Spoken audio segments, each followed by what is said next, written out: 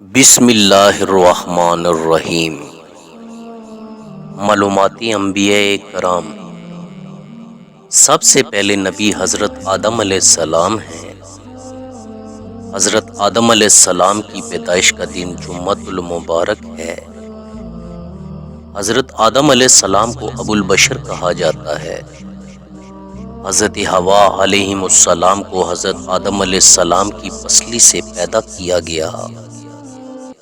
سب سے پہلے بیت اللہ کی تعمیر حضرت آدم علیہ السلام نے کی۔ حضرت آدم علیہ السلام کی زبان عربی تھی۔ حضرت آدم علیہ السلام نے دنیا میں سب سے پہلی غذا گندم کی روٹی کھائی۔ حضرت آدم علیہ السلام کے پہلے بیٹے کا نام قابیل تھا۔ دنیا میں سب سے پہلے حضرت آدم علیہ السلام نے اپنا سر منڈوایا۔ دنیا میں سب سے پہلے پرندہ حضرت آدم علیہ السلام نے پالا۔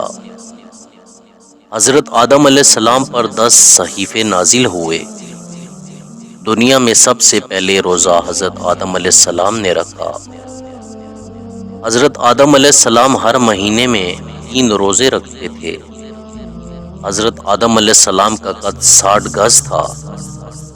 حضرت آدم علیہ السلام نے دنیا میں پہلا پھل بیر کھایا۔